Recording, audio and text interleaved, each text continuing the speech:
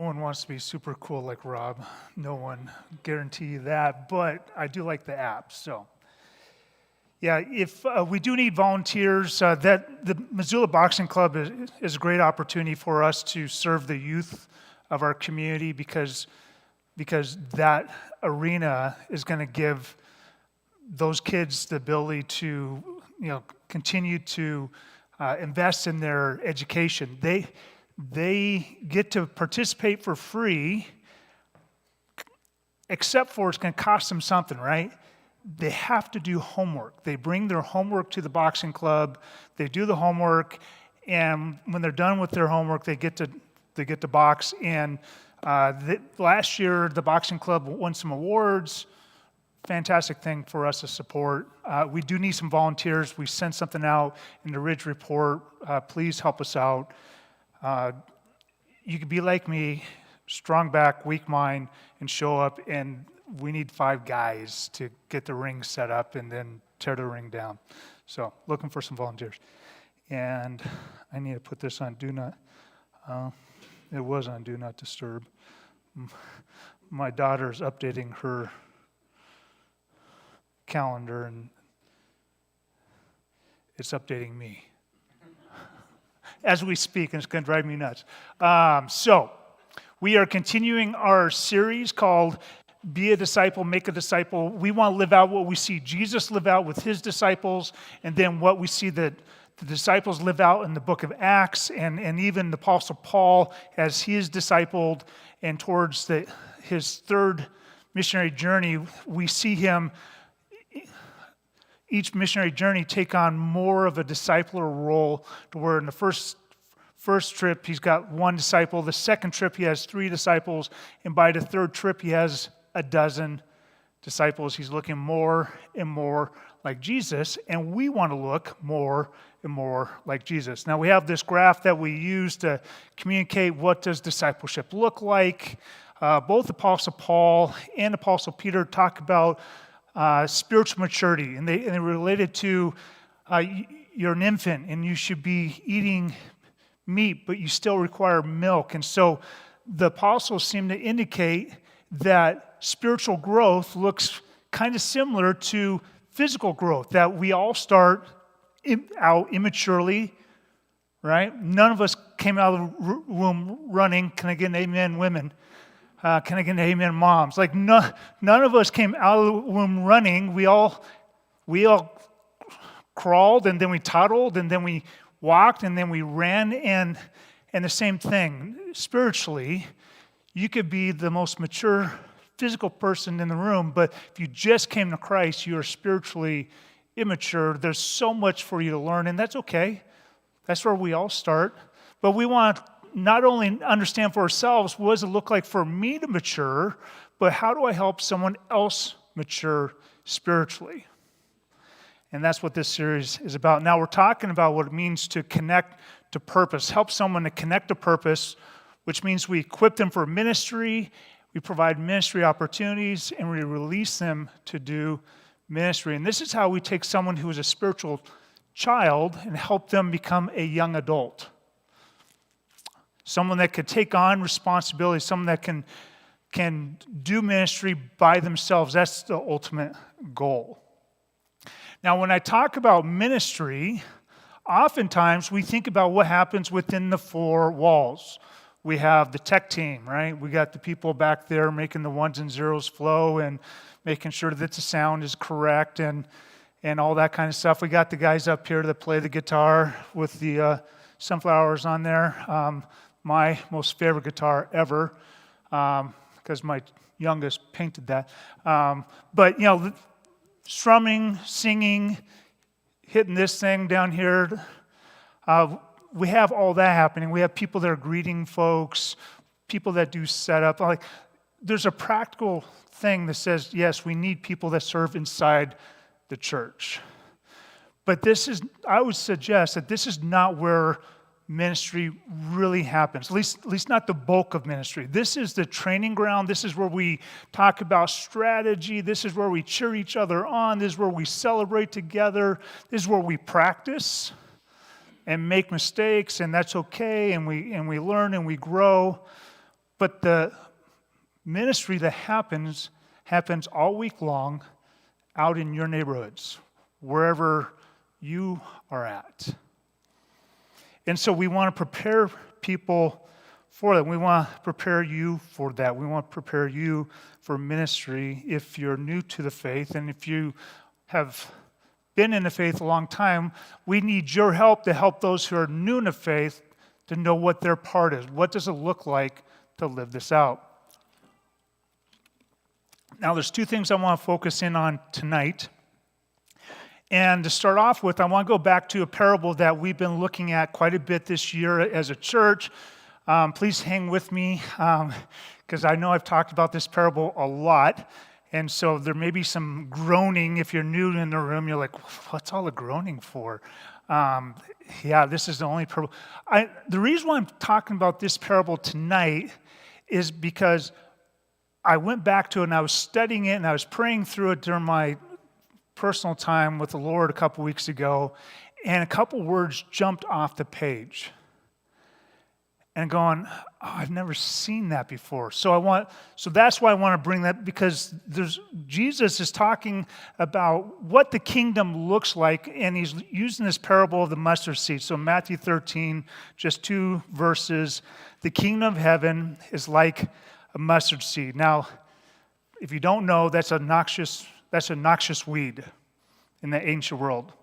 When man took and sowed it in his field, okay, that's strange. Someone just sowed a noxious weed into their field. Like, I'm trying to get rid of noxious weeds out of my yard. How about you? I paid a lot of money this year to get rid of some noxious weeds.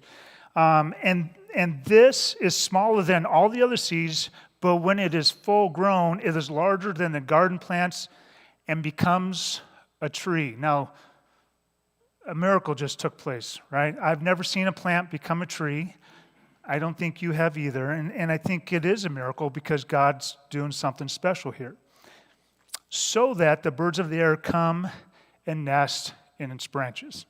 So Jesus says that the kingdom of heaven is like a noxious weed that you can't stop. It's going to grow. It's going to just do its thing. It's going to go where it wants to go. You won't be able to stop it. It starts out as a small seed, the smallest of seeds, but becomes a plant. That's kind of expected. That's cool. That becomes a tree. That is unexpected. What is going on there? I want you to look at this next slide, though. So that. Two little words that jumped off the page for me while I was reading this in my personal study time. I went and looked up that word in the Greek, and it represents a cause-effect. Cause-effect. So on the front end, that's the cause. God's kingdom can't be stopped. It's going to move forward, and there's going to be miraculous things to take place. There's going to be little plants to become great trees. That's miraculous. That's God doing his work so that the birds of the air come and nest in its branches. That's the reason why the kingdom becomes this great tree. Now, the birds represent people that don't care about the kingdom. They're not looking for the kingdom, but they get benefit anyway. My friends, this is why we do ministry. This is why we do ministry beyond the four walls of the church. Do we need to do ministry within the church? Do we need to take care of each other? Do we support each other? Do we love on each other? Absolutely, and that should be a hallmark of the church, always. But what's also true, Jesus says, is that those who don't care about the kingdom, whoever they may be, that is the reason. So that, Jesus says, that is the reason why we become this great. That's why there's miracles. So that. And so that's the why. That's the how do we know when we're doing ministry, how do we know we've actually gotten someplace? How do we know we're winning? We're winning, according to Jesus, when people out there that don't care about the kingdom receive benefit from the kingdom. That's how we'll know we're winning. All right? Now, how will I know where to plant my mustard seed? How will I know what kind of ministry I should be doing? What does that look like? That might be a question that we wrestle with. So we came up with this cool diagram. It looks like the Chrysler symbol. We just made the Chrysler symbol cool. When it comes to ministry, oftentimes it starts with either our design or our passion or our experience or our giftings or the fact that we just happen to be there. Look at this verse. Let's go to the next slide. There we go. Jesus said to his disciples, they don't need to go away. He's talking about the 5,000 people. They don't need to go away to find food. You give them something to eat. Now, this is fishermen. I doubt that they have the gift of hospitality. They have the gift of telling stories about how big the fish is, but not hospitality. The only reason why they are doing ministry in this location is because they happen to be there. They were in the right place at the right time, or maybe the wrong place at the right time. I'm not sure which. They're simply doing ministry because they're in the right location. But I want to talk you through some of my friends that I thought about that have done ministry, sometimes at the church, sometimes outside the church, but never something that the church itself was really created. It was really their creation or their ministry. Let's go to the next slide. So my friend Amanda, she and her family were a part, they were habitual users of our benevolence program as a church. And so Amanda had a lot of experience of coming to the church and saying, hey, our family needs help. Well, one of the tenets of that program that we had is that the more times you came to use the program, the more we'd ask that you would invest time and energy into the church. Like, we'd want you to have more community, to have more people in your life that you would plug in deeper to the church. And eventually, she started volunteering on our benevolence team. And one day, because of her experience and her passion for people, she started leading that ministry. So this is the way one person started doing ministry. Let's take a look at the next person. My buddy Cass. There's two things that he gets really excited about. Paintball, shooting people with paintballs, and talking to men about Jesus. Does that sound like a ministry to you? Because that's what he did.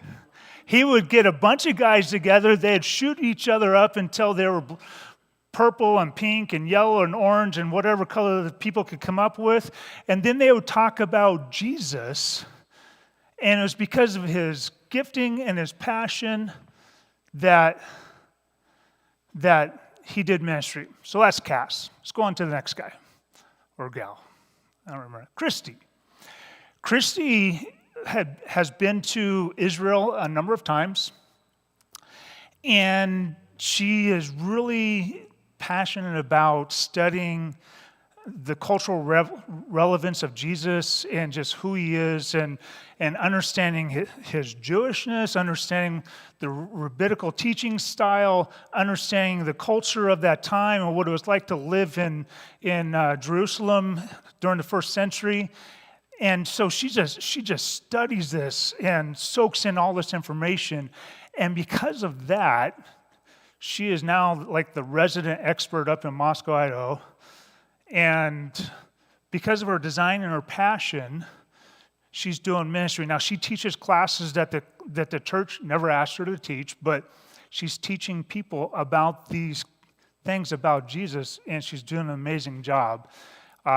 She's basically a theologian, although she'd probably be mad if she heard me say that, but she could be mad at me. Let's look at the next person. Clay. Now, Clay has a ton of experience as a businessman. He's retired, and he works in a ministry called Job Club. I think he designed it. But he would sit down with young people that were looking for jobs, and he would go over their resume with them. And I loved listening to Clay because Clay would just speak life into a person. He'd be like, I see you have all these experiences, but you say that you're looking for a $12 an hour job. He says, you're not a $12 an hour person. You are a $20 an hour person. And just because of his design and his experience, he's able to speak life into people that are looking for jobs, and it became ministry. Let's look at the next person. Matt. Matt is an entrepreneur. He does a lot of different things. The two main things that he does is he has a construction company and he has a pizza restaurant. Matt will hire as a foundation 3 or 4 or 5 solid Christian men and women. And then the rest of his crew are either convicts or addicts. Convicts or addicts. He'll tell you that it's not a very good way of making money, although God seems to provide plenty of opportunities for him to make money. But because of his design and his gifting, Matt is hiring people that no one else in town will hire. People will come to him all day long and say, hey, Matt, I'm getting my life back in order here. I need a job. And Matt is like, that's fantastic. Show up tomorrow morning, 6 a.m. for the Bible study, and at 6:30, I'll put you on a crew. And that's his interview process. You show up for the 6 a.m. Bible study, and he will put you to work, and you'll have a paycheck. Are you qualified? He didn't ask that question. Probably not. Will be someday.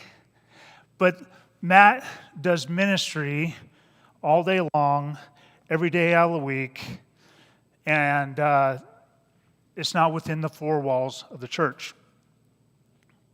Let's look at the next person. I think I got Jim in there twice. Nope, I don't. Jim. Jim is a man that is dedicated to a life of discipleship. Now, his part-time job, about 60 to 80 hours a week during the summertime, is he's a landscaper. So 60, 80 hours a week, he is landscaping, March, April until September. And all day long, as he and his crew are traveling throughout the city, he has these appointments set up for his main job, which is he meets with guys to disciple them. And then when he's not doing that, the other half of the year, he goes down to Columbia, pays his own way. He's a missionary to churches, and he helps the churches down there understand what it looks like to make disciples that make disciples that make disciples. Jim would tell you that he does not want to waste 1 second. He wants to honor God with everything that he has by making disciples. He does it wherever he's at. So he gets the location moniker. Wherever he's at, he's going to make disciples. And if you happen to get in his way, he'll disciple you. I'll let you know if I see Jim coming. Because he will flat out just make disciple out of you because you are there, he is there. I've got an hour, let's do this. That's the way Jim works. Amazing guy. Let's talk about Jen. Jen did announcements tonight, and she is the director of CareNet. She's a single mom, adopted mom, a foster mom, single foster mom, who has no experience with pregnancy for herself. Wait a minute. Seems to kind of break the mold. Huh. That happens sometimes. We'll go on to the next slide.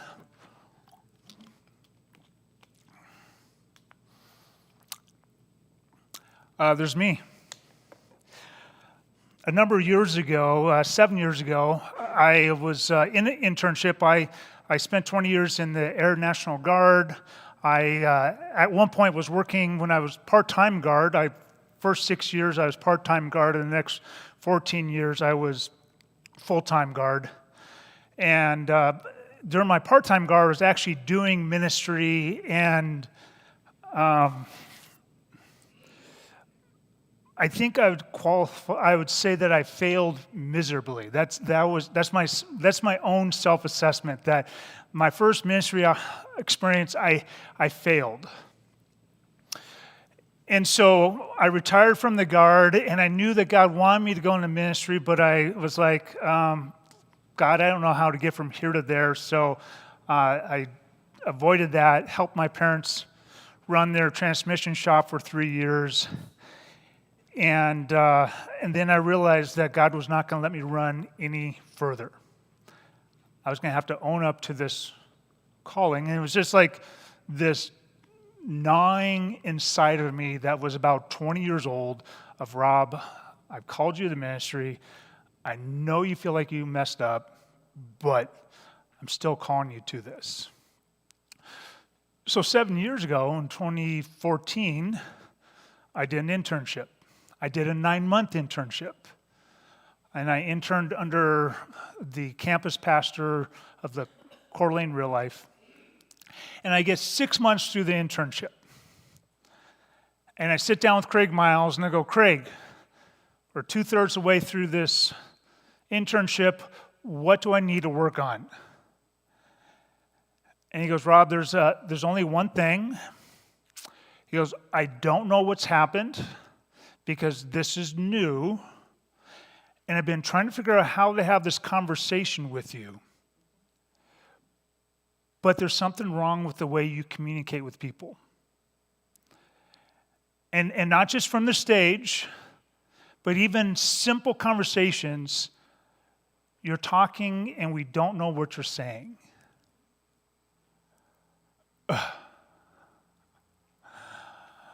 I felt so broken in that moment. I don't know if you know this or not, but pastors kind of use communication a lot. We talk all the time, probably too much. Leave me alone, Scott. We talk all the time. I mean, if I was a writer, then it'd be like, Rob, all your stories just come out. Ugh.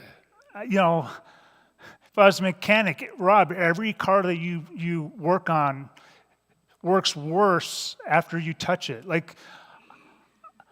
And I had left my parents' business. In fact, my parents by this time had sold the family business. It was $1 million operation. I grew that thing. I was going to own that thing. I was going to make 6 figures. It was going to be really good.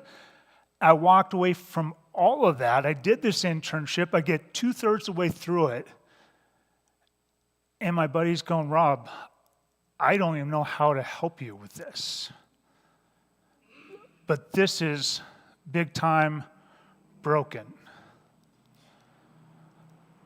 And I'm going, God, you called me to something, and I'm not even designed for this.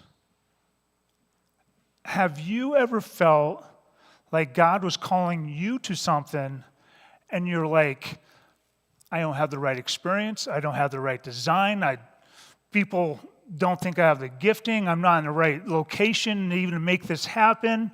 Like whatever it is that you sense God calling you to, the rest of the world is saying, no way. Have you ever experienced that? Because that is where I was at. And there would be no quick fix on this. There would be no quick fix. But there was a verse that God took me to. And like the mustard seed parable that I've been praying through for the last year, I prayed through this set of verses for the next several years. In fact, even up until I started as a pastor here. So let's go to Exodus 4.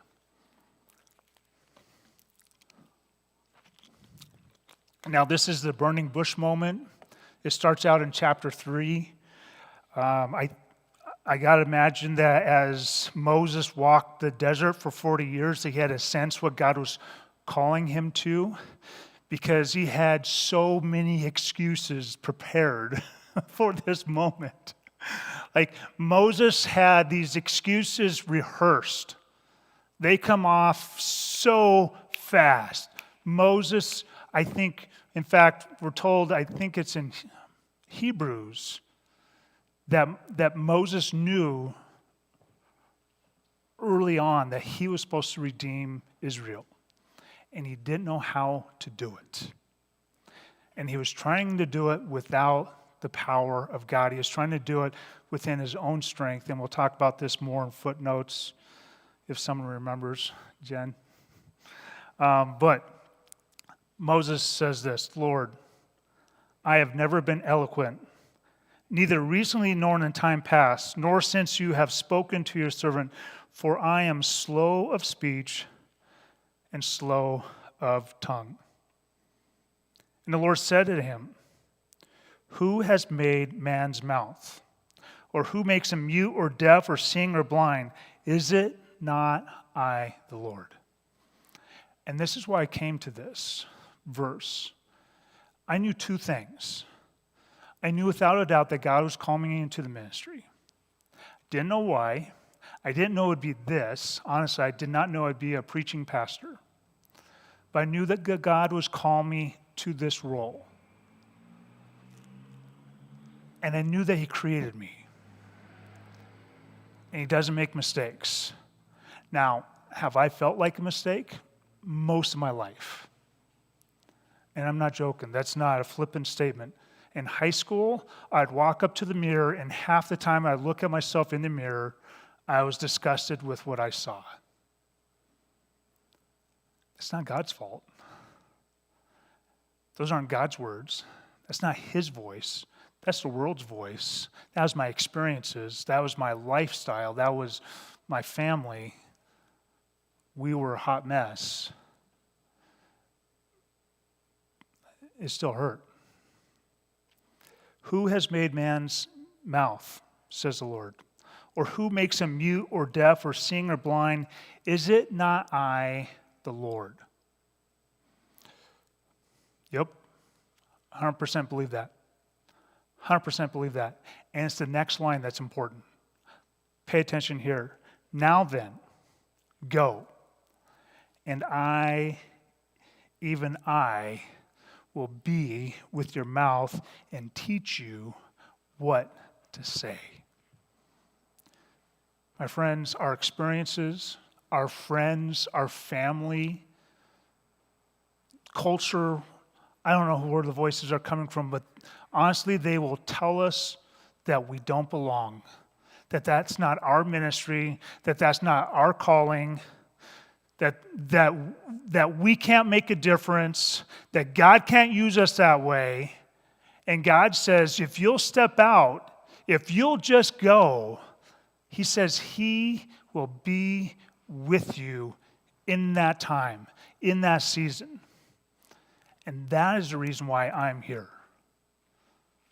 I'm here to experience my God and his faithfulness and his goodness and let the rest of the world experience it too. Because that's what we're supposed to be about. That's what the church is for. That's what the relationship with Jesus Christ does for us. See, once we experience that goodness, that greatness of God in our lives, we're to become this tree of strength that provides shade to the rest of the world. That's what we're called to as a church. That's what I want us to live out. And it is good. It is good. It wasn't quick. A lot of years of getting on stage or even in small conversations and just stumbling and feeling just so self-conscious about me and can God use me? And I don't know how many times I asked my wife that question. She's probably lost track. Because I felt so broken. I felt like my design was being called into question. That my design wasn't good enough. That maybe God made one mistake, and that was me. How about you? What is that seed that God has placed inside of you that you've been afraid to let it grow? To become something significant, to provide shade to people that aren't expecting it. That will, I believe, come to Christ because we're just faithful to the mission. Implication is this: God's call for you to serve will often lead you to depend on Him in greater ways. Maybe it's completely within your design to do whatever that ministry is. Maybe it's completely within your design, but God will still lead you in some way, shape, or form, and you will need to depend on Him more, and it'll be good. It'll be a blessing. You'll get to experience intimacy with Him. Maybe He'll be with your lips. Can you imagine? Can you imagine that kind of connection of knowing God like that? I can. And I want others to know it too. And I want you to know it. We're passing out the elements of communion, and for us, we take this together each week. If you are here to celebrate Jesus Christ as Lord and Savior, please know that you could join us in this. We're going to take the elements together here. We have just one more thing to talk about quickly, and then we'll spend some time reflecting on Jesus Christ. But what is your sow that? What is that seed that God has placed inside of you and you're trying to kill it, but it can't be stopped? And it's driving you nuts because it's a holy call. What is that? Will you give it voice? Will you trust that God can work through you? Will you lean into that feeling of awkwardness? Will you remind Him of His scriptures? Will you remind Him of what He has said to you? Because that is one of the most common things we see in the scriptures when it comes to prayers, where faithful men and women would remind God of His own words. Over and over and over, I said to the Lord, Lord, you have made my mouth. And you called me to this. Will you be with my lips? I want to experience you like that. What is your so that? What are you passionate about that you want to see bless other people? How are you designed where you want to see God's kingdom move forward? What is that experience that has shaped your life so much so that you got to talk about it? You want other people to experience that too. What is your gifting? How's God uniquely worked in your life to where now you you're trying to figure out how to live that out. We want to work together to bring this about, or maybe you just happen to be in the right place at the right time. And again, I don't care about the number. It could bless one person, 10, 100, 1,000. It really doesn't matter, because that one person is significant to God, just as significant as 1,000. So don't let the number get in the way, because maybe it's a small seed today. But my friends, until we take this action step of taking a step of faith, it's just theory. I actually had to get on stage, and I had to start speaking. Jen, leading a crisis pregnancy center, never even being in a position where she would have a crisis pregnancy herself, but stepping in, even though her experience says, you can't lead this ministry. But God said something different. God said something different. What is that thing that God has been gnawing on you about and you've been saying, not yet, not today? Because when I think about Christ at the cross and what he was willing to do, he said, not my will, but thy will, Lord. And it's because of what he did on the cross that we can have this moment today to even talk about this. We could talk about the amazing grace of God, the fact that he shows up in our brokenness. Whether it's the brokenness of our experience, brokenness of our design, brokenness of our poor choices. And I think about Christ and his faithfulness, even the night in which he's betrayed, and he took bread and he broke it and he said, this is my body which is for you. Let's remember his faithfulness as we consider our own faithfulness.